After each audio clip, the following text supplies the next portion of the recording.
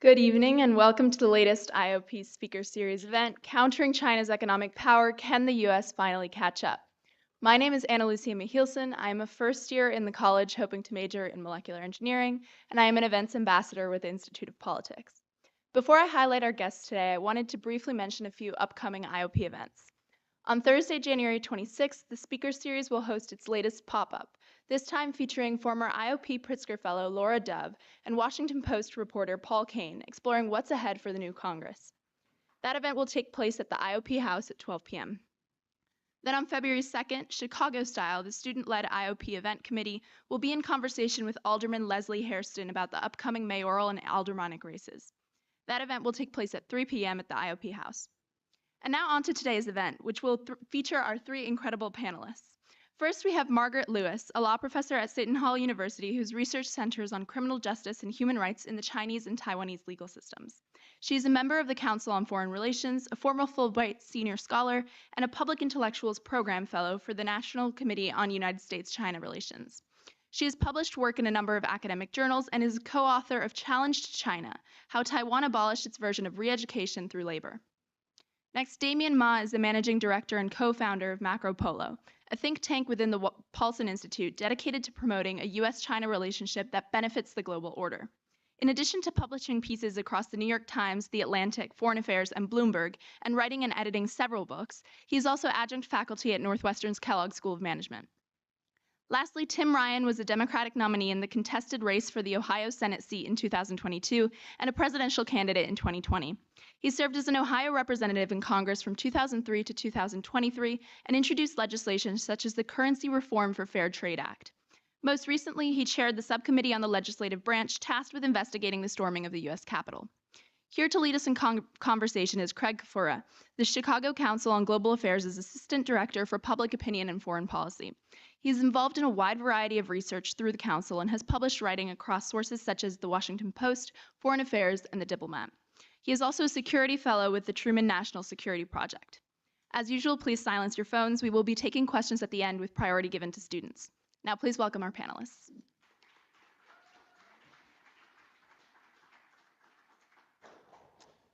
Thank you all for joining us here tonight, either in person or virtually online.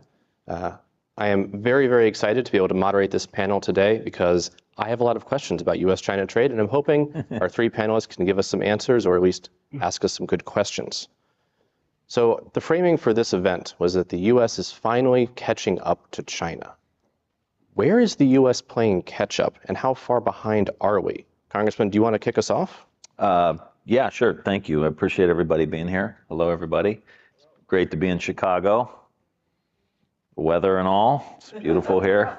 Never thought like Youngstown, Ohio would be warm, but it is compared to this. And I just briefly, I'm here as a fellow for a couple days to the Institute, and just want to kind of share publicly how impressed I've been over the last 24 hours plus with the caliber of young people that are coming through this Institute.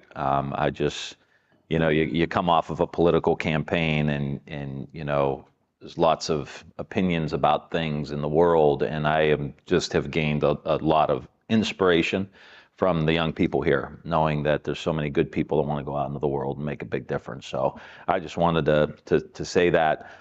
I sat on the Appropriations Committee and the Defense Appropriations Committee for a good deal of time, and the relationship of that committee in preparing us for being able to outcompete China, watching over the last 20 years China build islands in the South China Sea, have a really comprehensive approach on how they're trying to project power in Asia and then eventually around the world. The Belt Road Initiative, where they've had a very robust effort on infrastructure, oil and gas, bases in Africa to protect their natural resource and their investments into rare earth metals and everything else into the African continent, like a really comprehensive plan.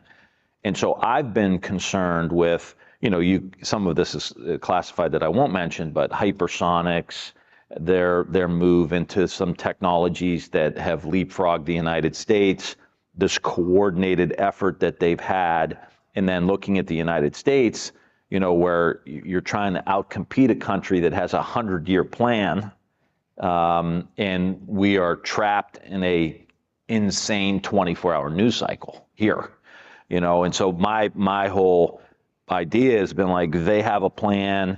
Now, the plan's running some hiccups in the last few months that we can certainly talk about, but they had this comprehensive plan, and the United States had no industrial policy,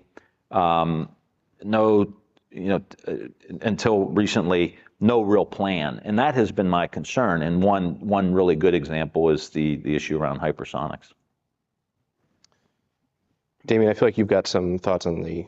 Well, I'll just briefly piggyback off of Congressman Ryan's comments. I'm not privy to declassified documents. I haven't been in government, so I won't speak on the military side. But from where I sit in the private sector, in think tank space, where I see competition predominantly between U.S. and China is in the economic realm, probably less so than in the military realm, relative to, say, the Cold War that we had with the Soviet Union, which was much more militaristic. Because the spending was, there was an arms race, there was a lot of things focused on the military.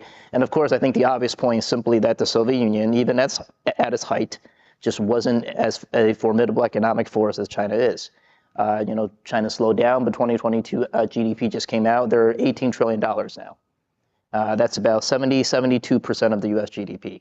So they haven't caught up, but I would say I think we're looking at, China has made pretty significant strides in terms of closing that gap just in pure aggregate terms. So from where I sit, I see the competition much more across the economic dimensions, whether it's technology or supply chains, some of which will absolutely have dual applications to the military. And do you think it's the case that the U.S. has fallen behind China in some of those areas? Are there areas where China has leapfrogged the U.S. in the economic realm, or is the U.S. still broadly ahead? Well, we can get into the details. I'll just say a very quick point. I think we're not behind in any technical serious sense. U.S. absolutely leads on frontier technology, leads in R&D. I think where we might be lagging a little bit now is in sort of deploying the present, as I would like to call it, is we're not really, deploying the technologies of today as rapidly as China has been doing, whether it's, clean energy technologies or it is, EVs, which is a big sector. Those things are happening now. So we're far ahead on the frontier and the leading edge. But I think in terms of what we need today, China, I think right now does a better job. And I wouldn't frame it as catching up, but they do a better job at deploying a lot of that in their country than we do here. And so it seems like there's some areas now where the U.S. is clearly seeing China trying to catch up and trying to put a stop to that. The recent efforts on semiconductors clearly seem like an attempt to really kneecap Chinese industries. I think the phrase that I always used to see on this was people hoping for a small yard with a high fence. Now, do you want to explain what that means and if we've gotten there or if we've gone maybe with a slightly bigger yard? Right. No, first, thank you to IOP for hosting and happy Year of the Rabbit to anyone who is celebrating Lunar New Year. And may it be a kind year and not as fierce as the tiger for the world. But I'm a criminal justice, a human rights person. I'm not an economist, so I'll leave the numbers to Damien. But what I'm worried about is what's happening, that how does the United States retain, attract, and develop talent? Because yes, we have great R&D today in the United States, but what is it going to be in 10 years or 20 years? And you need that pipeline. And certainly a lot of that is homegrown talent. And I say that as a parent of a 7 and 10-year-old who were kind of past the volcano with baking soda and vinegar stage, but still, like I see STEM obviously developing here. But the United States, you look, we have developed so well in R&D because of talent from abroad.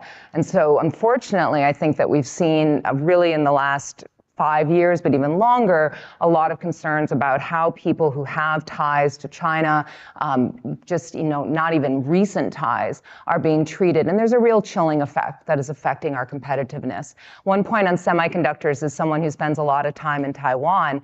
It used to be, I'd say, TSMC, and most people in the US would have no idea what I was talking about. And suddenly it's like this is something that people know because semiconductors are so important, and the realization amongst people who don't work in the tech space that they're so important. So there, I'm really happy to see in the United States that TSMC is building fabs, that we're also seeing other big companies that are coming over with technology and onshoring it here. At the same time, as someone who cares dearly about Taiwan, I want Taiwan's semiconductor industry to flourish. And of course, they have not the big chunky chips, but the really tiny fancy chips. And to make sure that the IP is secure is a big concern as well.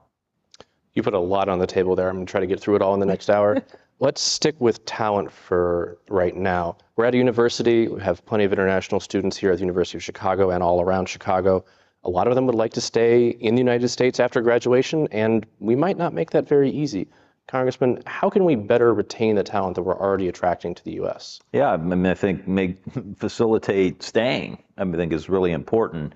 We have always benefited from immigration, and I think as we're moving into the new economy of electric vehicles, batteries, all the research that needs to be done around, hydrogen and all, carbon capture, all of this stuff, like we need the best and the brightest here in the United States. That's always been our comparative advantage. And so making that easier, where you come here, you got a PhD here, stay here. We want you here because you're going to create jobs. And I think that's the argument in the Heartland and other places that were like, oh, we got, all these immigrants are coming to take our jobs. First of all, like that's not been the case across the board broadly, where businesses need workers.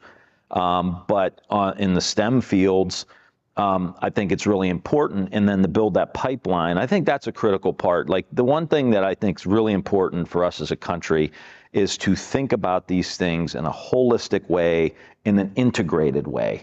And so we need to dominate the industries of the future. And if I could just take half a step back, because I talked to the kids about this today, and I'm going to call them kids because I'm going to be 50, so they're kids, is having a holistic approach, a whole of government approach. And I think that starts with an understanding that this is a battle of freedom. I'm not talking about a cliche or on the back of a T-shirt on the 4th of July. I'm talking about the United States directly competing with two countries right now, Russia and China, that don't have free press, don't have free speech, ethnic cleansing, no real rule of law in the countries. And we saw what Russia did in Ukraine and what they continue to do. Same kind of thing, no free elections. Versus the United States, which is an imperfect country with lots of problems, but yet still maintain free markets, rule of law. Even everything that's happened in the last couple of years, our institutions, it was a stress test for sure, but for Proud Boys today got convicted of sedition, like they're going to prison. Like the system is kind of where it's insanity, like it drives us all nuts, but it's kind of working. And that's the economic battle that we're talking about here. You have to have a dominant economy that is able to project power, because if it's not us, it's them. And if it's them, you have two countries that really aren't interested in peace and stability around the world. So that integrated system of how are we going to have future STEM graduates, how do we get them engaged in grade school? How do we make sure the kids have good nutrition? How do we make sure that we're dealing with their trauma? Like this is all an integrated effort to have a strong economic and cultural system here in the United States. And so the easy answer with the immigrants is like, let them come and let's place them and let them work for the United States and become Americans. But at the same time, building that comprehensive integrated system pipeline that we talked about. Of course, the other big advantage for the U.S. in attracting immigrants is that it supplements our population. We do have a under replacement birth rate in the U.S. And of course, big news in China that the Chinese population has started declining. Yeah. What is China planning to do about its talent retention, Damien? Well, are you talking to Damien? I'll take both of you. Go ahead. You go ahead, and then I'll follow up. It's interesting. It's actually been fairly hard for China to retain its talent. And I think that's been a sore point for the Chinese government, and they've been trying very hard. And I'll just say, I think it's, we absolutely should have a more integrated, systematic approach. But at the same time, we ought to, be cautious and be a little bit concerned about, having that approach doesn't scare off the very talent that we're trying to attract and retain. Let me just give you a very concrete example. I think many of you may have heard about this new chat GPT thing, right? This new AI bot that's gone viral. Well, artificial intelligence is clearly this one domain where US and China are competing significantly. And this is not a competition over financial capital. When it comes to artificial intelligence, it's purely about human capital because it's a very labor-intensive endeavor to train these models, algorithms. It just takes brain power. Now, we've done some study on the top AI talent in the world. And we're not talking about the top 10%, we're not talking about the top 25%, but the top 1% AI talent. The United States has about 60% of the top 1% AI talent in our country. But the wrinkle to that is that of that 60%, 30% originated from China. Okay, so 30% of our top 1% talent in the United States are of Chinese origin. And of that 30%, vast majority of them tend to stay and study and work in US institutions, places probably at OpenAI or Google, where they're working on artificial intelligence. So we want to be able to have a competitive policy that also keeps in mind that this is a very labor-intensive, human capital-intensive endeavor, and how we frame certain issues can have a chilling effect on the environment overall. So, but we also need to think about how do we actually keep that competitive dynamic alive while not also have it's a very delicate balance, I would say. So just to add that, Asian American Scholars Forum, which is a group that came together during the China Initiative, which was a Trump-era Department of Justice-led initiative, really focused initially on industrial espionage, so stealing trade secrets when the intended beneficiary is a foreign government, to put my lawyer hat on. And it was because people like Gang Chen, an amazing professor at MIT, were indicted with very serious charges, which were subsequently dropped and essentially seen as spies. But they did a study and they went and they surveyed 1,300 STEM field professors of Chinese heritage. And a majority of them felt a chilling effect, and the numbers said that they actually were not getting federal grants anymore and or considering leaving the country. But about 90% said they wanted to contribute to the US's strength in science and technology. They want to be here. A lot of them move their families here. They don't want to leave. So this is where, and I know this goes to the small yard high fence, which I didn't really answer, which now I will, that you want to figure out what do we really need to protect? What are the sensitive technologies? What is going to go into the hypersonic missile? What is classified? That is different than fundamental research, studying how like water and air and these elements work, which is something which is open and collaborative and has made the US stronger. So it's going to be hard to figure out what is the real things we need to protect, and then protect those from any threat, wherever they're coming from, Russia, China, I don't know, Ontario, Bolivia, yes. Right? And then protect them well, but to not do it in a way that's feeding bias, xenophobia, and all these things which are essentially going to end up in an own goal for the U.S. Congressman, as you like to say, politics is downstream of culture. How do we avoid creating such a toxic culture? I think really having a focus on the economic piece and the research piece, and not so much on which we've had leaders in this country in the past few years that really go at the personal approach to this. But we're in this competition, so we've got to be very delicate on how we handle all of this stuff, which again, the culture issues that we have are a recognition of these are very complicated problems. There's no black and white answer to these things, and they take nuance. And if we don't recognize as a society that there's nuance to these challenges that we have, we're going to continue to make mistakes. And that, I talk a lot about like the World War II generation that they had such deep experiences and connection with each other because of the depression, the challenges, the suffering, then a world war, the challenges, the suffering, the death, the destruction. That generation was really seared, and people had traveled the world and fought in this World War II, that they understood that life was complicated, that these political decisions were very nuanced, and that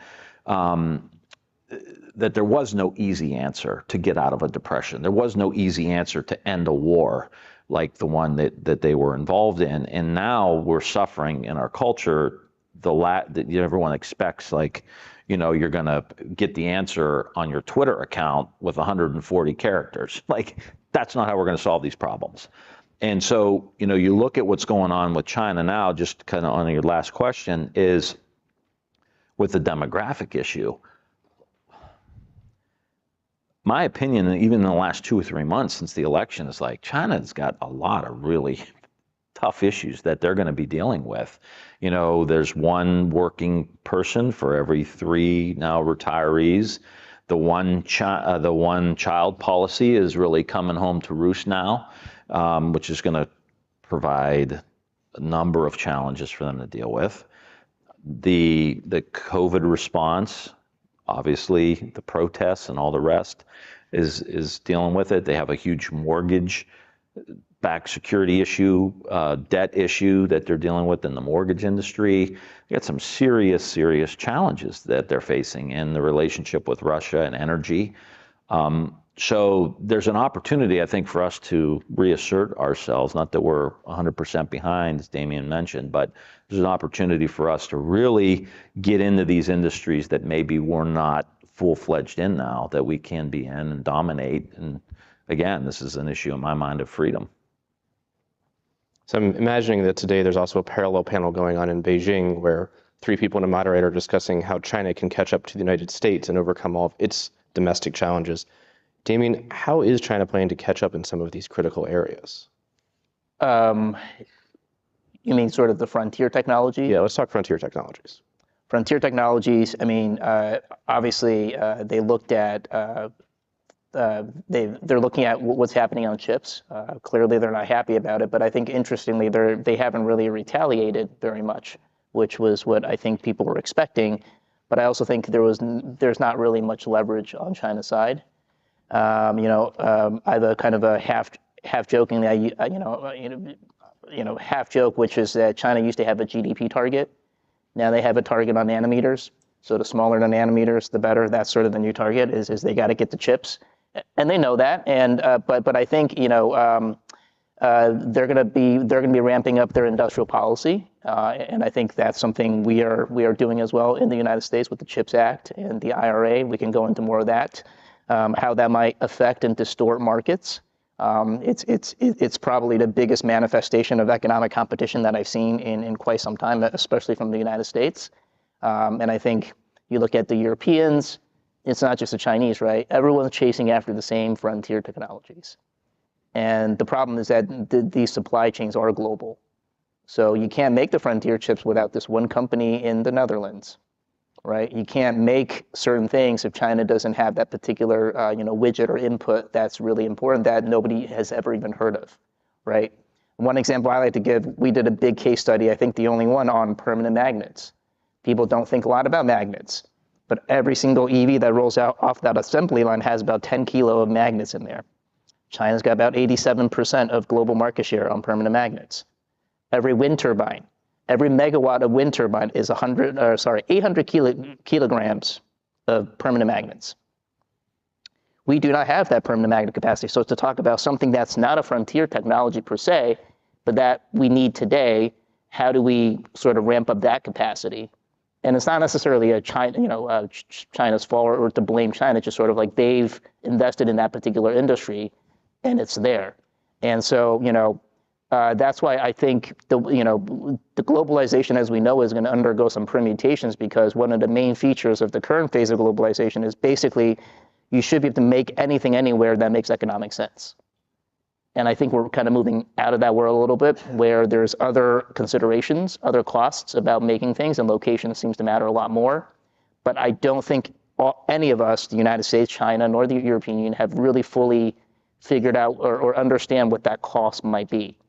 Because ultimately we're moving from a fairly efficient system to one that is probably going to be less efficient. It's a good reminder there, this is not just going to be about the US and China. There is a whole other world out there that's going to be dealing with supply chains. The framing of this panel was, the US is finally pushing back on China. Maggie, is anybody else pushing back on China, or maybe pushing back on the US? Well, certainly, that's a huge question. Yes. But one thing that I was happy to see with the Biden administration was an emphasis on friends, partners, allies, playing nice with others. And I say that as someone, again, who works with human rights. And so the U.S. not being in, for example, the UN Human Rights Council was a huge issue because China will fill that space with its own definition of human rights and say, well, do we really need civil and political rights, or can we first have a right to development? And wait a minute here, no, you don't get to put a hierarchy of rights, because the reason you need civil and political rights is so you have a free press. So if the schools fall down in an earthquake, but not the government buildings, you can ask, why is that the case? Was there corruption in the way these were built? So I think that, in general, like this idea now that the U.S. is more out there and working with other countries is hugely important for so many reasons. But, it is complicated because different countries have different interests. And so when we look at, for example, Europe, we recently had a visit to China from Germany. And, and there, I think that's helpful to try to get some statements like using nuclear weapons is bad. I was happy to see that come out of the visit. Solid. Even the threat of nuclear weapons is bad. So that's all to say, you don't want to have such a combative relationship that you cannot work together on shared concerns, climate, health, nuclear proliferation. But at the same time, I think it's really important that the U.S. keep reminding its friends, partners, allies that it's hard to walk that line, and that they need to be very clear-eyed about what are Beijing's goals. So that's what I'm hopeful for, is a really strong conversation and keeping the team together for these really core values. And some of that may be tricky. We've certainly seen some backlash from Europe. I was in South Korea a few months ago. They were not thrilled about the restrictions on EV subsidies in the United States. Congressman, when we're looking to strengthen the U.S. and U.S. economics in ways that rely on our allies, how do we thread that needle of getting our allies on board for things that are ultimately subsidies for American workers? That's, it's a case-by-case basis. These are very, very complicated issues, and we've seen, Europe and the European Union be protectionist on certain issues too. And so these are just things you got to kind of work out and kind of massage as you go and give and take on these particular issues. But I do think, that we have to keep kind of the allies together. Not that there's been much upside to the war in Ukraine, but it's galvanized the West. And hopefully we can continue to build on those relationships that have been strengthened. But there, we're always gonna, for lack of a better term, like piss off Europe about something. It's never gonna be clean. But we have to just remember that we have to maintain our economic strength, and we have to make sure that average people are benefiting from it. I think a lot of the culture issues that we have in the last couple of decades have been economically driven. A lot of fear, a lot of anxiety, a lot of job loss.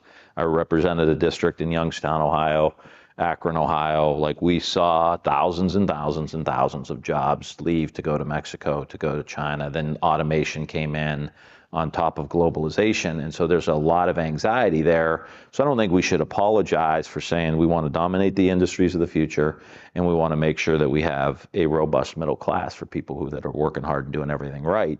And, you're going to have those geopolitical tiffs that are happening a lot, and they will continue to happen, but we got to work through it because we have more in common than not. These are the states built on freedom. And so we have shared values at a very, very deep level. Of course, one of the complicating things about being a free market economic system is that our companies have the freedom to choose to invest where they think it makes the most economic sense. And a lot of U.S.-China economic integration wasn't done by U.S. government fiat. It was done because companies decided it was a good marketplace to invest in. So, Damien, you know all about how deeply intertwined the U.S. and China are economically. Do you think we're going to see real decoupling from any of these major companies? Every time someone brings up the term decoupling, it kind of. I know, I saw your hair. I'm not sure how to respond or react to that particular term because it's quite a vague term. I would say that it is absolutely true, as I said earlier, that this current phase of globalization was driven predominantly by the last 40 years of U.S.-China integration, which had very large spillover effects globally. So to the extent that this particular interdependence is becoming less interdependent, that's obviously going to disrupt the current paradigm to some extent. But I also think it's a very slow-moving and probably currently a fairly overhyped narrative. I think a lot of things are narrative driven, but if you look at the data, if you look at what's actually happening on the ground, there's been a lot of anecdotes about some companies leaving to go to Southeast Asia. Vietnam gets a little bit of it, but what they're not saying is that a lot of those companies are actually just Chinese companies leaving because they also want to have cheaper labor costs in Southeast Asia. But if you listen to a lot of the companies, is that China has developed over the last 30 years. This is again to my deploying the present point, is that they've built a manufacturing ecosystem that's really second to none in this geographic area that's mostly in southern China, about 130 million people, right? The way I think about that area is it's basically it's about the size of Mexico population-wise. And that whole particular manufacturing ecosystem is extremely robust. It's very efficient. If you think about ecosystems, how many people here really love switching from iOS to Android? We don't even like doing that, right? We're like, no, we're going to stick with the iOS because it works. It's so great. It's efficient because everything works. And that's what Apple does to put you in there, and Android too. Everyone's competing on the ecosystem. So the ecosystem effect is extremely hard to replicate. You can get a few things here, but then how do you build up that ecosystem? Back in the day, the Midwest was, of course, had the auto ecosystem. So now can we rebuild, kind of have that EV ecosystem here in the Midwest and, maybe the US South? That's really the competition. It's not about taking one piece of the supply chain and putting it here. That's easy, right? So the efficiency gains you get from sort of that China ecosystem is very, very, very, very, very, it's very difficult to replicate. And so that's something we have to think a little bit more holistically about, sort of, if we're going to go down the industrial policy route, can we sustain that for 20 years through different administrations? And so, it's not an easy question. Like the congressman said, you have to think a bit more long term, and can you sustain that political will if we're going to go down that route? Because that's what China had to do for an entire generation. And it's clearly more difficult here in the United States, like soup to nuts. Like it's more difficult. One, to have a comprehensive industrial policy that is supported in a bipartisan way, and the way it needs to be in my mind, would be like the Cold War policy. Like we had a policy against the Soviet Union from World War II until the wall fell that was carried by Eisenhower, Kennedy, Johnson, Nixon, Carter, Reagan, right? Bush, right to the end, bipartisan. That was the American policy. And I think when we think about industrial policy, it's got to have that same kind of integration between the political parties.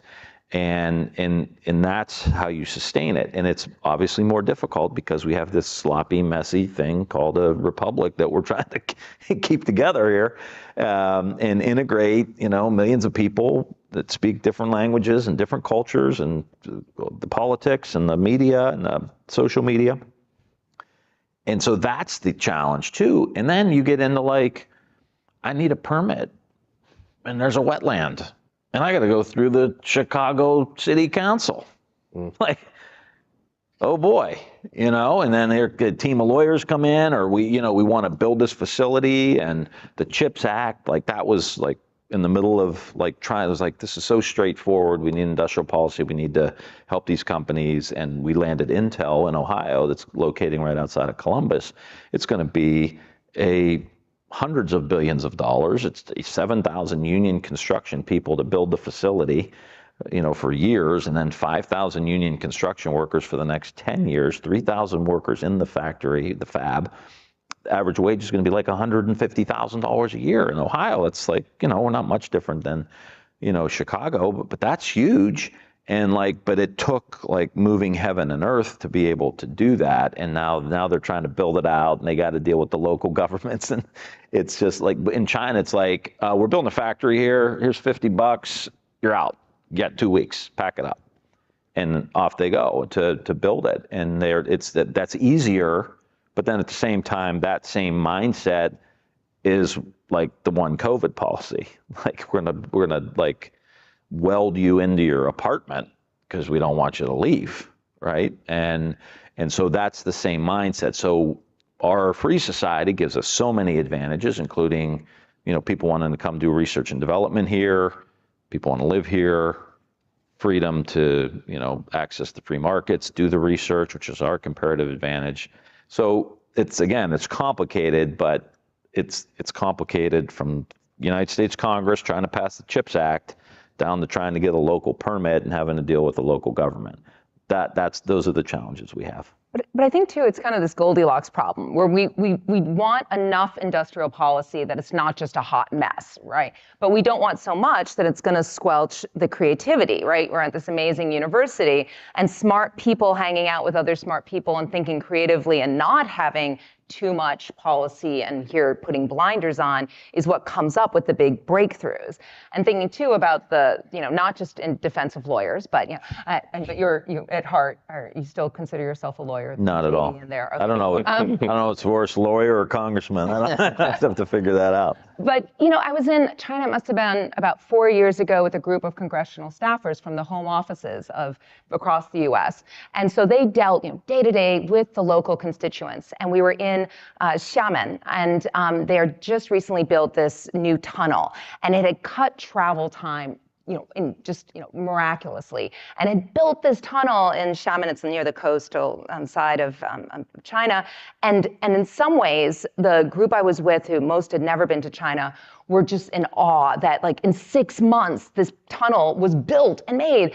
And on the other hand, they were horrified because they're thinking, well, who lived here, and did they have any notice and comment? Of course not, right? So how do you get rid of the worst of the bureaucracy that's an anchor and weighing us down, while still making sure that you keep the notice and comment period, that you keep that sense of hearing from the affected communities, so we don't get the excesses of locking people into their apartments in a way that's so draconian. Yeah. And that's, again, it's nuance, and that's hard. Yeah, and that's, just talking to the students here, that's the kind of culture shift that we need, because, you kind of need to do both. You need to build this stuff, but you also need to respect the views of people that are, going to be, going to be affected by it. And that's a complicated thing for us to ask, but it's where we have to be, because we want to protect those freedoms.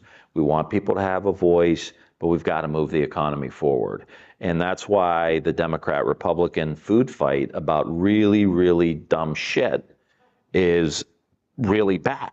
Because, like I said, you turn on the TV and it's Dr. Seuss and and I would see, I'd sit in these hearings and sit in the defense program, looking at what China's doing. And then you go back and you turn on TV and it's a fight about, Dr. Seuss and SpongeBob and M&M's. I don't even know what to say. It's that's why we've got to get our act together. And I think anybody that cares about the future of the country, we have to resolve this political gridlock that we have here now. I wish us good luck in resolving that political gridlock. It seems a little bit inherent to the system sometimes. I want to go back to our parallel panel in Beijing that's having this discussion. China has just watched the U.S. try to kneecap its semiconductor industry, make a huge pivot to industrial policies and all the technologies that it wants to get into, and is watching a bunch of U.S. allies think about doing the same thing. How is China, you've said they haven't responded yet. Damien, do you have a sense of how they're planning to respond? Is it just a matter of shoring up their own industries? What I see right now is China's working very hard on Europe. Right. I mean, that seems like an obvious strategic choice. I think Maggie mentioned Germany. That's obviously a big country that tends to drive a lot of European policy. I think the road to Brussels for Beijing was always through Berlin for a long time, and I think it essentially continues to be that. Now, Europe, again, the supply chain itself is quite distributed. So, Europe doesn't have all of it. But I think, if they can cobble together a few pieces, invest a little bit heavily domestically, maybe, get some of that reverse brain drain, possibly. They're trying hard, but not sure that's really successful. But also, will they get that frontier chip? Will they will they be ahead of TSMC? That's, nobody knows for sure. But I would say they also are not just focusing on those chips. They're also focusing on these sort of middle range chips that are, again, have huge market demand today. If you think about, again, we talk a lot about the electric vehicle, but that's the most, disruptive, transformative industry we see right now in transport, and everyone's chasing after it. If you think about that vehicle in 2030, assuming current trends hold, is essentially going to be a computer on wheels. So everything that goes into your iPhone is also going to be inside that car. So the supply chain is going to be basically the iPhone supply chain plus the car supply chain, right, and some batteries. And that's what we're talking about. But there's way more chips in there than just sort of these leading frontier edge chips. And you only need that frontier chip because you want to do autonomous driving. But if you don't, I can't say the exact number, but there are hundreds of chips in there. And China could carve out a couple areas where they could still dominate those that are not maybe in the leading edge. And then the idea is that they could use that revenue, pump it furthermore into R&D, and then hopefully eventually in 10 years, 15 years, they can sort of reach parity. Now, it's very, very hard, right? I mean, it's almost like a fluke that TSMC happened the way it did, and Intel and so on. So there's no guarantees, but I think they're trying to find ways around it. And in the interim, they're really focusing on not developing sort of these mid-range technologies that are going to have a lot of big huge market share, but that are probably not as technologically sensitive as sort of the frontier chips. I think the Biden administration really is.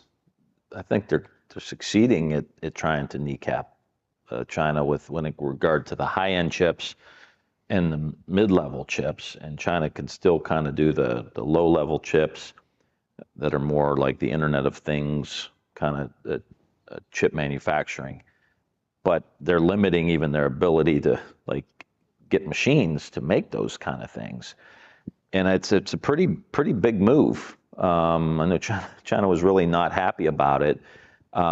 But I think it's when you look what their end goals are, we have to exercise some authority on this. And kind of to your question, the long-term raw material contracts in Africa are, I think, their strategy to try to galvanize these industries and really be able to have the rare earths that they need. And that's something that our military and defense really need to continue to try to think about, how are we going to get this stuff? And again, a lot of this is research and development. How do you recycle some of these materials? That's where the United States, I think, can play a really key role is figuring it out. That's what we do. We invent, we innovate, we figure out how to do it. And the materials revolution is ripe for some breakthroughs. And we just got to, continue to put some money behind it. And it's why the whole anti-government sentiment that's out there, and you're seeing it now with the debt ceiling. And I'm not saying that the government doesn't need to work more efficiently, the Defense Department, the procurement, it's a nightmare. But we do have to make investments in the next generation of things. That's our advantage. We come up with the new ways of doing things. And there's a materials revolution there. There's a vehicle revolution there. There's an energy revolution there. It's everywhere. AI, biotech. We've got to be the country that's just leading on all that stuff. We've talked a lot about so the physical supply chain. We've talked about the talent supply chains. We haven't talked yet about investment, which is the other big thing linking the U.S. and China. Is huge flows of foreign direct investment between the two countries. Do we see changes on the horizon for how the U.S. treats Chinese investment? Is it going to start discriminating against Chinese investors? Is China being more cautious about taking American FDI? You're the private sector guy. Well, data suggests that there's actually been a slight uptick in Chinese investment, not really in the. I'm talking about Chinese direct investment. So we're about to publish some data, hopefully fairly soon. In fact, Ohio saw 11% increase in Chinese direct investment from 2017 to 2021. But I would say the high watermark for sort of a really aggressive Chinese investment probably peaked around 2016, and it's been going down ever since. But doesn't mean it's completely dried up. And I think the political environment has a lot to do with it. But I also think that. Again, going back to which part of the supply chain do we really need that we cannot get in the next 5 to 7 years? And when you think about, is that, does that mean Chinese direct investment in that particular segment is a solution that we need to think a little bit more about, rather than just saying we can't have Chinese investment across all these things. And so, And again, this takes sort of literally, I think, going down and coming up with a list of like, this is okay, that's not okay, this is what we need, this is what we not need. For example, I mentioned magnets. The Commerce Department had been investigating into it because I think our government didn't have a sense of what the situation was about magnets. And then I think Commerce announced that they were not going to impose tariffs on Chinese magnets. Because again, I think this was one area where we just simply couldn't get the capacity up, right? And I think we need to, again, think a little bit more about if we fully exclude China out of these supply chains, whether it's going to have an inflationary impact on a lot of these products. Because right now, the electric vehicle is not cheap, right? It's more expensive than a gasoline vehicle. So if we really want rapid adoption, which would drive industry, which would drive companies like Ford and GM to make their investment worth it, we need to think about, okay, do we want a $45,000 EV to be even more expensive because we're cutting, we're cutting certain supply chains out of it? That actually doesn't make a lot of economic sense, because at the end of the day, this is an economic story. This is an economic development that's going to take, and for consumers to get it, you're going to want to have, you got to have a battery to be at price parity with a gasoline car. That's the only way to get that car to be the same price, to be at $25,000 or whatever a gasoline car costs this year. But that's going to take quite a while, and that's going to take efficiency, scale. So we can build from scratch, but to get to that scale is going to take a long time. And just, that it's not new to have oversight of foreign investment in the U.S. We've long had CFIUS, the Committee on Foreign Investment in the U.S., that was then upgraded with FIRMA. But I think there, it's really about needing to have people in the conversation who understand the technology behind it. What should we really be concerned about?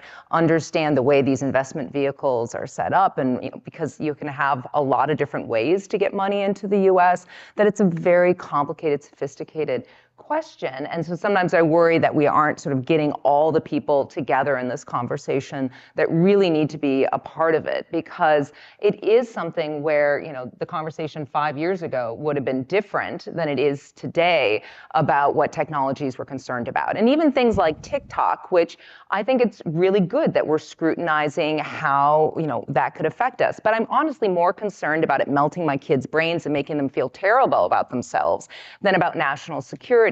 So I also don't want sort of the things that are getting the eyeball-grabbing headlines to take so much focus, and things like magnets, which I don't think are getting attention, are not really in the forefront. So thinking about what are the real concerns, and then putting our energy towards those. I think Damien's right. I mean, I do think that China's going to have a rough go here the next few years. And so I think it's going to be very difficult for them to make the foreign investments that they would probably ideally like to make. I mean, their GDP growth was at 3%. Most analysts are saying that they're lying, that's probably much worse than that. Same with the population numbers. They were saying, how the birth rate numbers are super low, and that they published them, so they're probably not true. They're probably worse than the ones they put out there. So it's shrinking for the first time ever. Right. The overall population is now shrinking. Yeah. Yep. So, to me, I don't know. I think the president's going to be really concerned about his own political standing. You know, we saw how they kind of backpedal a little bit with the riots. I think they're going to be very focused on what's going on in China. So we are going to move to Q&A in 4 minutes here, but I do want to get one last question in. We touched on TSMC earlier and how it's making big investments in the U.S., partly driven by the U.S. demanding it. How is this being seen in Taiwan? The idea that we are going to rely so heavily on you for semiconductors. So I spent most of the pandemic in Taiwan, and then I was just back for a week in December, and I was down in Hsinchu, which is the tech hub, and there were conversations with people who are not in the tech industry, but even just the zeitgeist was we've seen people move, and they're moving to Arizona, and they're leaving, and in some ways you hear about sort of the Silicon Shield, that it's going to protect Taiwan, that it has that high tech that the U.S. wants to protect. But at the same time, it's more vulnerable if that starts to be reshored to the U.S. So I think there's mixed feelings because, of course, Taiwan is hugely reliant on U.S. support. And we have more conversations today than I've ever heard in my lifetime about what nature of U.S. support Taiwan should be beyond just sort of continuing arms sales, but also what those arms sales should be.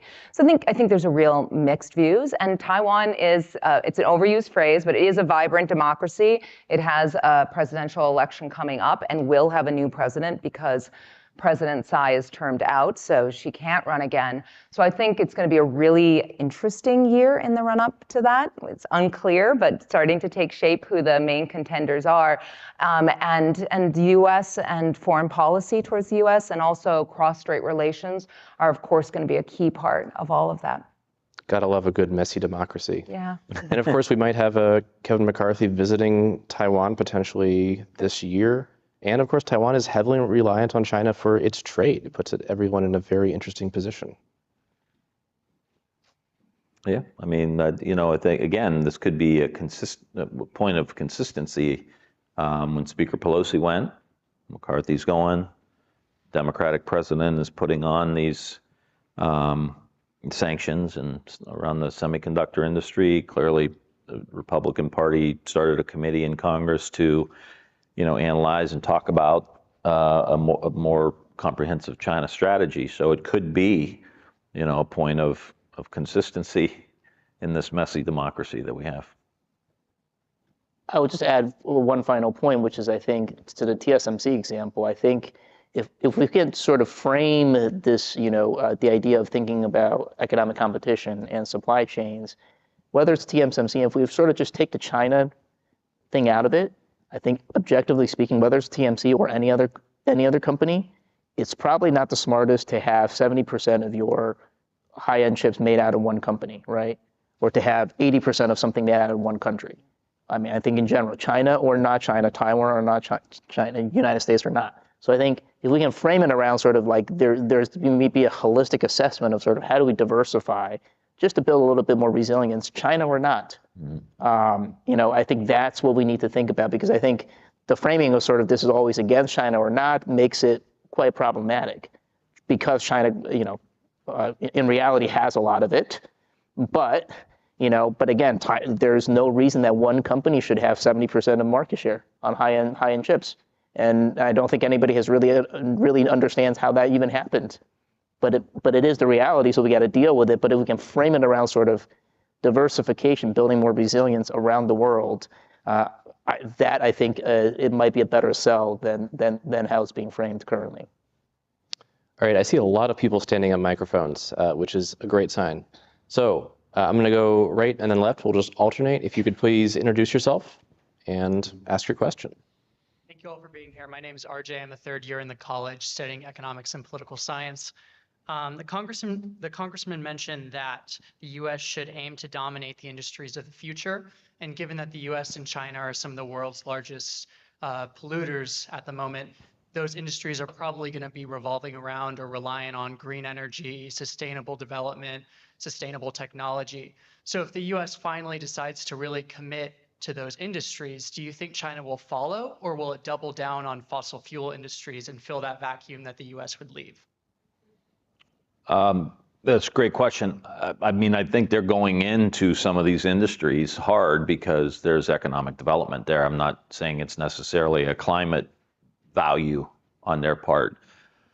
So I think they'll continue to make those investments because there's opportunity for growth there for them. They see it, wind is growing at 15, 20, 25%. So is solar, like the electric vehicles, they want to be in on all that. So I think they'll continue to do it. The concern in Asia, the concern in China is really the use of coal. And one way, and even in Europe now, Germany has for the last 2 years, they have the highest coal usage that they've had in years. They got rid of nuclear and it's like reverting back. And so I think the opportunity for the United States is in the natural gas industry. I think, we have a comprehensive plan. If we have a comprehensive plan where we can, the number one country that reduced CO2 from 2005 to 2019 was the United States because of our shift to natural gas from coal. I think that same strategy can be deployed around the world, and we can export our natural gas as part of a 30, 40-year plan. Get, Malaysia, Thailand, Vietnam, like all of these countries have a significant coal aspect of their portfolio, their energy portfolio. So for us to be able to get this gas out of here, get it to Europe, get it to Asia, we can see a 50 to 60% reduction in CO2 in the next however many years, which would be huge as we are moving into wind, solar, and these other things. So my hope is that even though they're going in on that in China and we're going in on it here with the CHIPS Act and the Inflation Reduction Act, that natural gas becomes a huge component of like the global strategy in the short term as a part of that portfolio. But aren't they going to take away our natural gas stoves or something like that? Wasn't that the latest? Yeah, there you have it. Thank you. I hope not. We'll go left side. Good evening, everyone. My name is Christopher Phillips. I'm a second year at the college. I would just really like to know more about all three of your positions or policies or beliefs on restricting Chinese purchases of farmland in our country. You think that's probably beneficial, something we need to do? You think we should be hands off on that? I want to know what you think about that. Yeah, I do think we should. I think, the food issue is an important issue. I think it's a national security issue. I mean, clearly it needs to be limited, and I think we need to put up some red flags. Doesn't mean it can't, happen from time to time, but I think what you're seeing is, again, like this is a country that, wants to figure out how to undermine the United States economically, and so we have to be very, very careful. And I think farmland is potentially one of those critical issues. I don't have any strong views on that particular issue. Thank you. Thank you.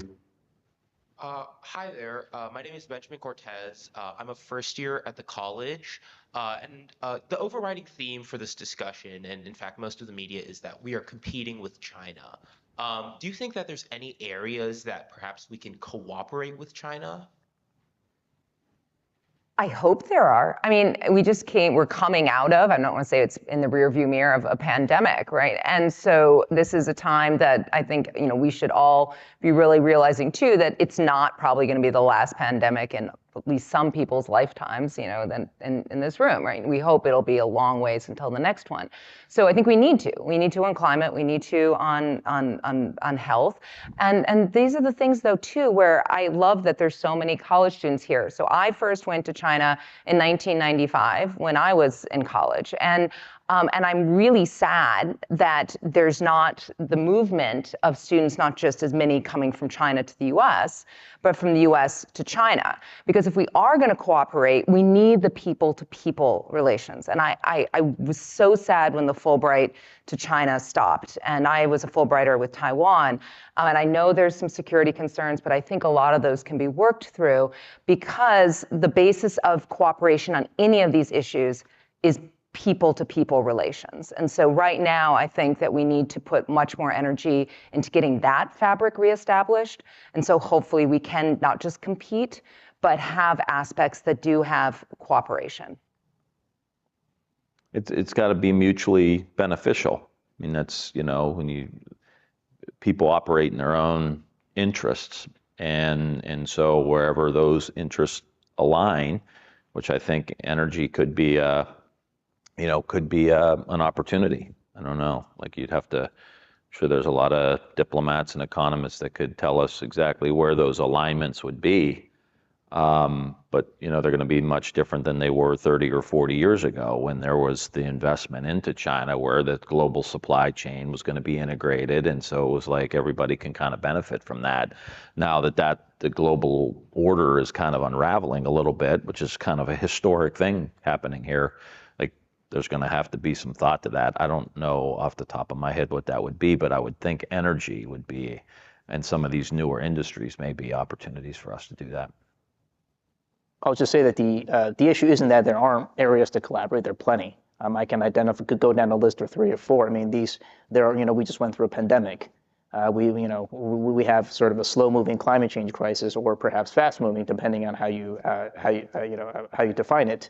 So there are a number of issues. I think the key is whether, how do we make sort of the global institutions that's going to have to accommodate China and the United States, the G7 and the G77. Unfortunately, it wasn't the best demonstration of collective action during the pandemic. And so I think part of it is thinking and not just defining areas of collaboration. I think that's fairly obvious. It's just sort of how do we, adapt to global institutions? How do we get U.S. and China to kind of perhaps not lead, but certainly take leadership roles within those institutions that they can both agree on, and then actually tackle some of these, you might call them common humanity problems that are bigger than any singular country. So again, I think it's an institutional and political problem rather than can we have places we can cooperate on. And to some extent legal, like there's, the intellectual property issue is real. We have intellectual property rights in the United States. They see those rights as communal or part of the country. So they've stolen intellectual property for the last 20 or 30 years. From United States companies. So I think that's part of why you're seeing a lot of the companies come back to the United States, is that there's a fatigue there of like you're stealing your stuff. So to find those levels of alignment and agreement is cool, but like a company's going to be like, yeah, but I don't want to work with the Chinese government because they steal my stuff. So that's a big hurdle for us to have to get over. I'll also just chime in and say that we no longer have a consistent process for engaging China on a lot of issues.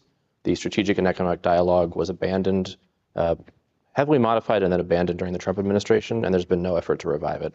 So there is also a serious process problem. Great, thank you. Hi, my name is Damien. I'm a second year in the college. I'm actually one of Representative Ryan's fellows ambassadors for the 2 or 3 days that he's here. So my question is actually about a few actors in Asia that I think we haven't gotten the chance to touch on. Considering that the CHIPS Act involved tens of billions of dollars of investment from South Korea's SK Group on the semiconductor issue and in terms of technological investment in the United States, how do South Korea and Japan fit into this conversation? They're 2 very important economic actors in the region. How do you see them continuing to play a role both in U.S. strategy, but also in China's perception of the region, economically and militarily? I know it's a lot. I'll take the Japan side if someone takes Korea. I could try to take Korea, sure. But what do you want to go first? Again, we just had Kashida's visit, and I think that the U.S.-Japan relationship is stronger than ever. Again, my perspective as someone who spends a lot of time looking and working on Taiwan issues, that I've never heard the Japanese government be so vocal in support of peace and security in the Taiwan Strait. a lot of concerns amongst not just the government, but the population of citizenry in Japan. But of course, they've got huge threats from North Korea, but an increase in their military capacity is not just about concerns about North Korea. And so I'd say from the military side that I think it's good to see that Japan is taking seriously their security position and their vulnerabilities. And this is something that obviously the Biden administration is very aware of and working very hard on. Well, on South Korea being an ally, so is Japan, being an ally of the United States. South Korea is clearly part of the U.S. ally-based economic strategy, especially when it comes to EV supply chains or even chips, because if you look at the industries in which South Korea has a comparative on advantage in, it's cars, batteries, and chips. But the issue, I think, it was something we brought up in the conversation, is that how does our pursuit of industrial policy in many ways could potentially undermine that ally-based strategy, because if we want them to participate in our supply chain, then some of those countries could potentially view the way we're pursuing industrial policy as somewhat protectionist and therefore not market access for their products. And so it becomes a bit contradictory. And so I think we need to think a little bit harder about, if we want allies to participate in our economic strategy, then how do we come up with an approach that kind of compromises on certain aspects? And we're seeing a little bit of that with sort of the compromise on the Inflation Reduction Act, which is all about energy and a clean tech. But I think this is a thorny knot that we need to untie a little bit, because I think it's clear what we want to do, but it's just, are we pursuing competing goals, especially when it comes to South Korea? And I do think that again, there are opportunities here. We have a battery plant in Youngstown, just outside of an old General Motors facility, Ultima Cells, which is a General Motors and South Korean LG Chem partnership happening. So I do think, like, for us to cut these guys in on the deal, our allies around the world, to cut them in on the industrial policy here in the United States, I think is really entirely proper for us to do that. We, living in a shrunken world, even though the current version of globalization seems to be kind of unraveling a little bit, I think there's opportunities for us, for our allies, to partner here in the United States in creating jobs. I think they're just unionized. So, there's going to be pretty good wages there.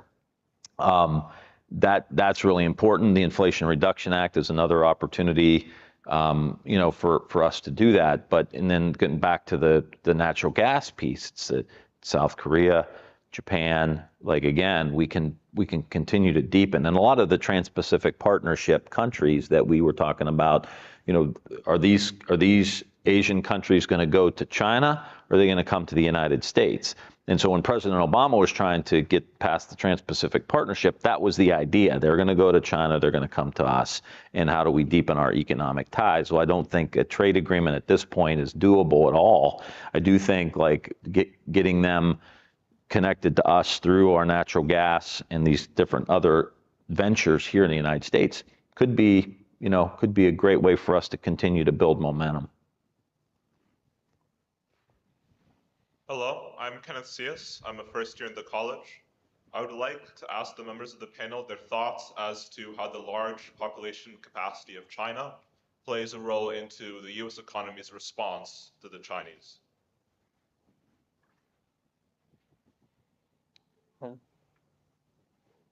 Can you clarify your question a little bit? I'm sorry, I mean that China especially has a population of over 1 billion people, and the US population is 300 million. How does that play in the future, in the long term, of the US and Chinese economy? Well, China is going to have a lower per capita GDP than us for a really long time. And so China, I think, as I talked about earlier, they had their first population shrinking, not just smaller growth, but literally shrinking. So they're having fewer people now. For the first time. I think that was the number out of 2021 or 2022. So to think about it this way: if China were serious about reaching absolute parity with the U.S. economy, they need to be 4 times the size of the U.S. Economy to reach that per capita level. So that's not realistic in any conceivable future. The best they can do is probably reach something somewhere close to Taiwan, which is about $25,000 per capita GDP. And that's really their medium-term goal, right? They've set a goal from now until 2035. They basically want to double their GDP to about 30 trillion. And that would allow them to have about a $25,000 per capita GDP. So, but the U.S. is close to 60. So that's, they might become the world's biggest economy. And I think when that day happens, I don't know how the U.S. might react. I don't know what the New York Times headline will say, but realistically, they're still going to be, less than half of U.S. per capita GDP. Yeah, and with the shrinking population, which of course is going to have huge issues with the demographic pyramid. I mean, Taiwan, thinking of it, its demographic pyramid is inverted, and that puts huge pressures on the people that are younger in society. But also, I just want to point out that as this shift towards lowering the birth rate is so low in China, that it's putting also a lot of pressure on women. And a lot of societal pressure and government pressure to have more children. And so this is an economic issue, it's a demographic issue, and it is also an issue about how to make sure that all members of society feel that they can succeed and be encouraged to be out there in the workforce, and not start having more pressure to also be this mother role that maybe some women are very excited to have the government endorsing that more. But it also can create pressures on those who don't want that. So that's another facet of this conversation. Like everything cuts both ways. So they have more people, they're graduating more STEM graduates than we are by, 2-3 times, I think. But they have, as Damien was saying, they have 1 worker for every 3 people that are retiring. They have 5 to 10 million people moving out of the business world, work world, into retirement. That's a significant problem, on top of the mortgage issue and the debt issue and the other things that they have going on. And I do think it's an opportunity for us as 330 million people to recognize, again, getting back to the why we need to do the things like invest into the workforce, invest into health, invest into education, invest in the lifting people out of poverty, because we only have 330 million people and they have 1.4 billion. And we're competing with the world. So we need to have everybody on the field playing for us in the United States with the Team USA jersey on. And that means you can't have half the population with diabetes or pre-diabetes. Right? You can't have, inadequate schools. You can't have, unhealthy communities and neighborhoods. You can't have lead poisoning at significantly high levels in a lot of these neighborhoods. So just my personal thing is I just want people in the country to see this is a very stiff competition, and there is a why to the public investments that we have to make. It's not just, a bunch of Democrats want to spend a bunch of money.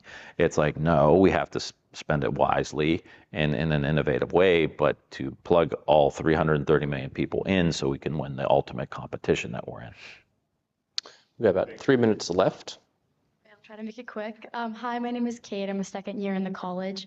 And I'm particularly concerned about the Chinese's Belt and Road Initiative, particularly their practice of debt trapping developing countries by giving them promises of infrastructure and energy projects and then not giving an avenue for them to necessarily pay back their debts and then thereafter extending their political autonomy within these nations. I'm just wondering what the U.S. can do to safeguard developing nations from the practice of debt trapping, and also how and is the U.S.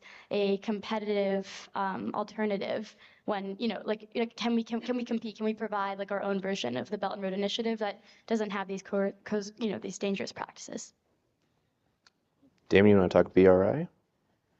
I'll just make 2 very quick points. I think the debt trap narrative has been overhyped considerably. There's really been 1 or 2 examples, and for the most part, China has started to try to forgive some of those loans and in some ways delay those loans.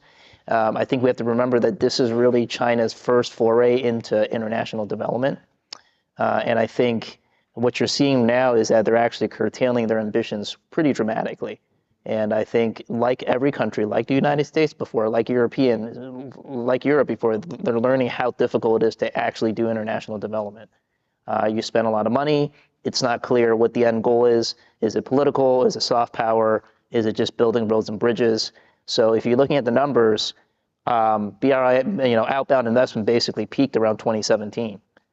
It's basically plummeted in the last few years through the pandemic. So I think China's actually having an internal big reassessment about how they actually approach that. And I think there's a lot of critiques internally about are you spending your money wisely? And I think similar to our to the Congressman's point, like why invest in other countries when we need to invest in China, right? That's a very similar argument that's happening in China right now. I'm happy to take one more question. Oh, sure. We'll get one more quick in there. Yep. Hi, my name is Anna Geddes. I'm a second year in the college.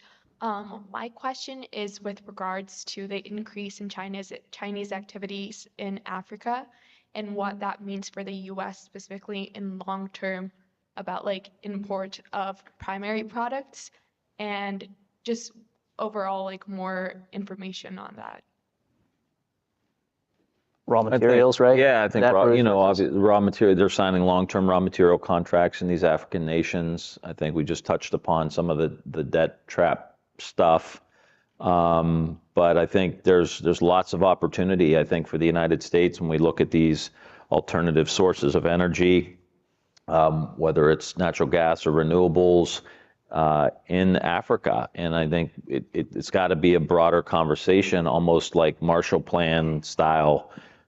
Investments in some of these countries to help them gear up and be able to, tap into the sun, tap into wind, tap into these renewable forms, help them with the grid. I mean, these are the kind of things that I think the United States needs to do to continue to build goodwill around the world. And clearly China was trying to do that, and now isn't. But foreign aid, private investment into Africa around these new technologies, I think could be a real winner for everybody. And this isn't just an economic issue, it's a human rights issue. I mean, think back a decade or so ago when Human Rights Watch wrote a great report about Chinese investment in Zambian copper mines and the labor abuses that were occurring. So I think too, we really, the US has an opportunity here, not just economically, but again, to show that there can be a model to go out and to invest in a way that is making those communities stronger and not in just an exploitive way, but in a way that's going to build that U.S. soft power, which we need for really making sure that the U.S. carries with it moral weight and authority. All right, we are 2 minutes over time. If you did not get your question answered, come up afterwards. I think some folks might stick around. Everyone else, thank you so much for coming out tonight. Great to do an in-person event with y'all. Thank you. Awesome. Great job, man.